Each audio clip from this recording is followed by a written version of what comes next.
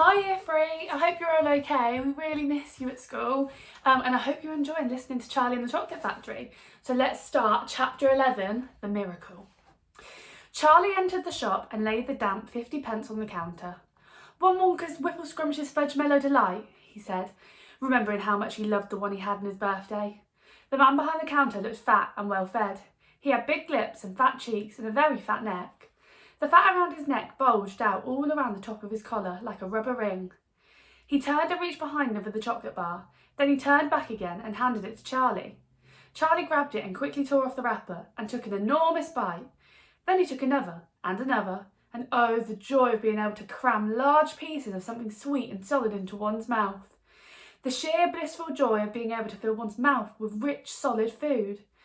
"You look like you wanted that one, Sonny," the shopkeeper said pleasantly.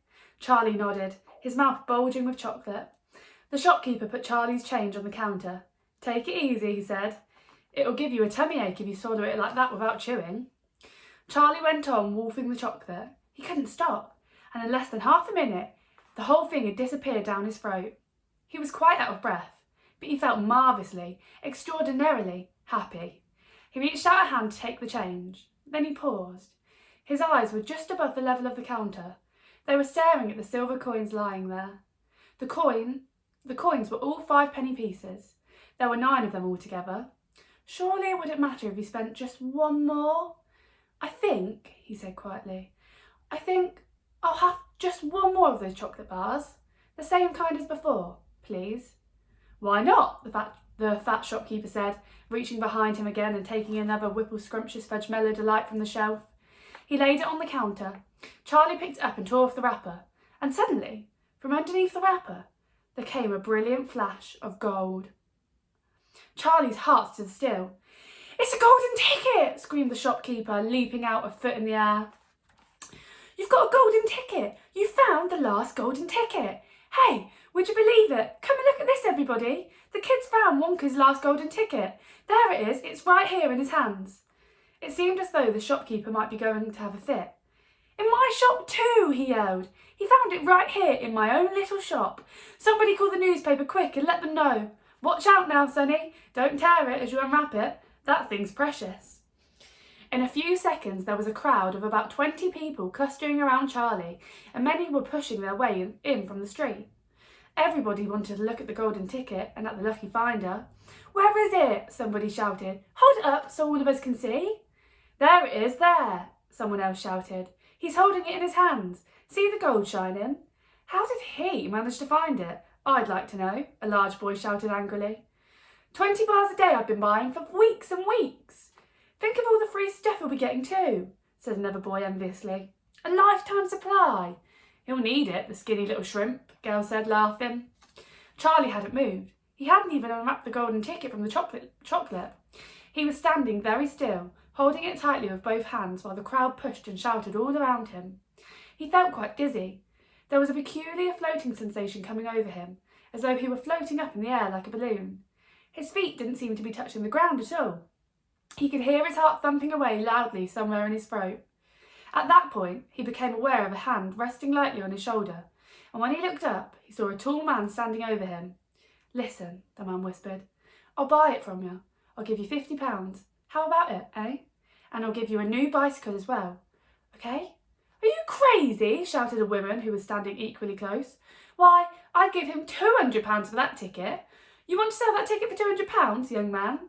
"That's quite enough of that," the fat shopkeeper said, pushing his way through the crowd and taking Charlie firmly by the arm.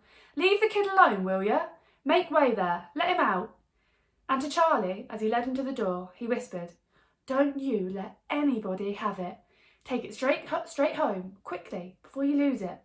Run all the way and don't stop till you get there. You understand?" Charlie nodded.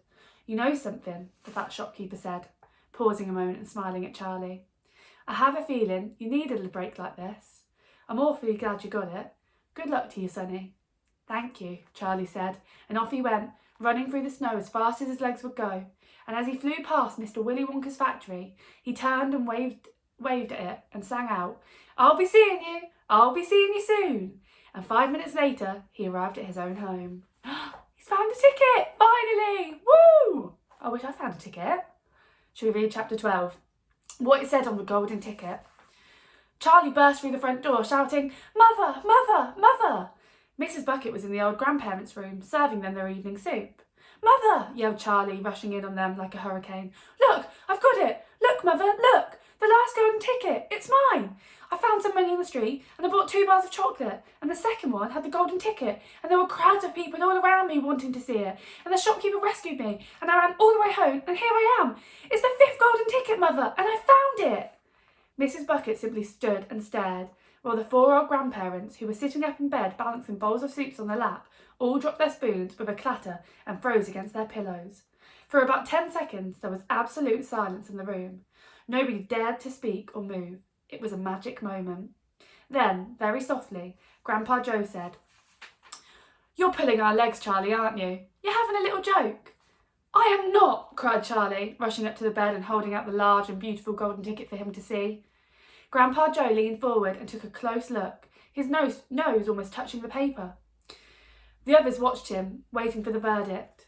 Then very slowly, with a slow and marvellous grin spreading all over his face, Grandpa Joe lifted his head and looked straight at Charlie. The colour was rushing to his cheeks, and his eyes were wide open, shining with joy, and in the centre of each eye, right in the very centre, in the black pupil, a little spark of wild excitement was slowly dancing.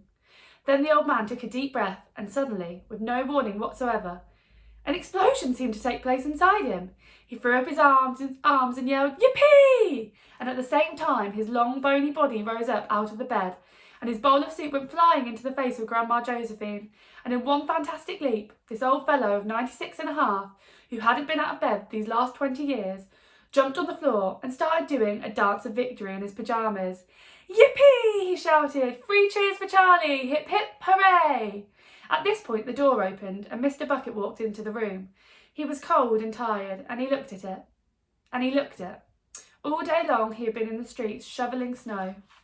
There's Grandpa Joe, look, jumping out of bed, jumping for joy. I bet he can't believe it. "What's going on in here?" It didn't take them long to tell what had happened.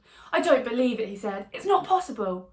"Show him the ticket, Charlie," shouted Grandpa Joe, who was still dancing around the floor like a madman in his striped pyjamas. "Show your father the 5th and last golden ticket in the world." "Let me see it, Charlie," Mr. Bucket said, collapsing into a chair and holding out his hand. Charlie came forward with his precious document. It was a very beautiful thing, this golden ticket, having been made, so it seemed, from a sheet of pure gold hammered out almost to the thinness of paper.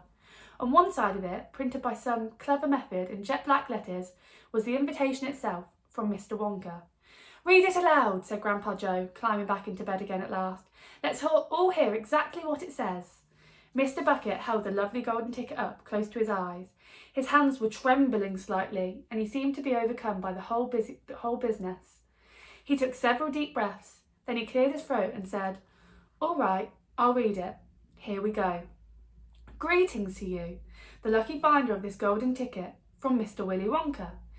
I shake you warmly by the hand. Tremendous things are in store for you. Many wonderful surprises await you. For now, I do invite you to come to my factory and be my guest for 1 whole day. You and all others who are lucky enough to find my golden tickets. I, Willy Wonka, will conduct you around the factory myself, showing you everything that there is to see, and afterwards, when it is time to leave, you will be escorted home by a procession of large trucks. These trucks, I can promise you, will be loaded with enough delicious eatables to last you and your entire household for many years. If at any time thereafter you should run out of supplies, you have only to come back to the factory and show this golden ticket, and I will be happy to refill your cupboard with whatever you want. In this way, you will be able to keep yourself supplied with tasty morsels for the rest of your life. But this is by no means the most exciting thing that will happen on the day of your visit. I am preparing other surprises that are even more marvellous and more fantastic for you and for all my beloved golden ticket holders. Mystic and marvellous surprises that will entrance, delight, intrigue, astonish, and perplex you beyond measure. In your wildest dreams you could not imagine that such things could happen to you. Just wait and see.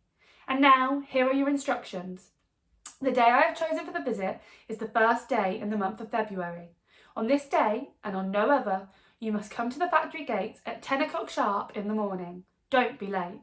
and you are allowed to bring with you either 1 or 2 members of your own family to look after you and to ensure that you don't get into mischief. One more thing, be certain to have this ticket with you, otherwise you will not be admitted. Signed, Willy Wonka. The first day of February, cried Mrs. Bucket. But that's tomorrow. Tomorrow is the last day of January. I know it is. I think you're right, said Mr. Bucket. You're just in time, shouted Grandpa Joe.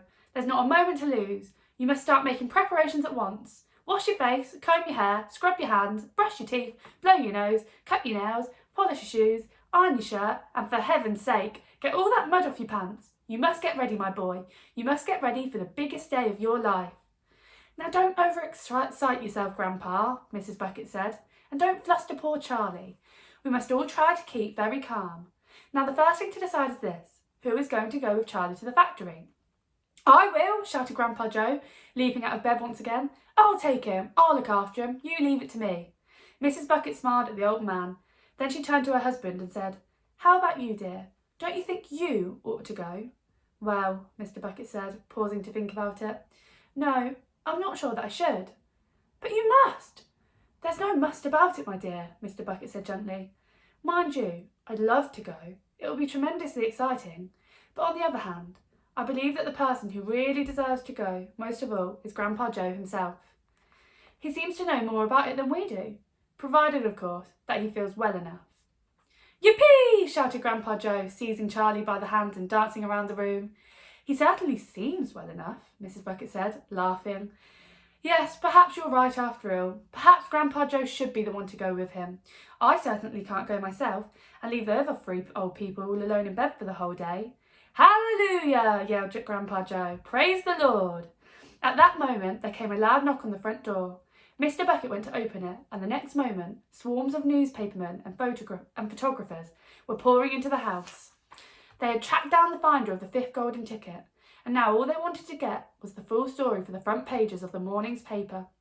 For several hours there was complete pandemonium in the little house, and it must have been nearly midnight before Mrs. Bucket was able to get rid of them so that Charlie could go to bed. That's the end of chapter 12.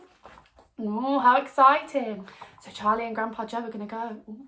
Come back tomorrow and we'll find out. Chapter 13 is called The Big Day Arrives.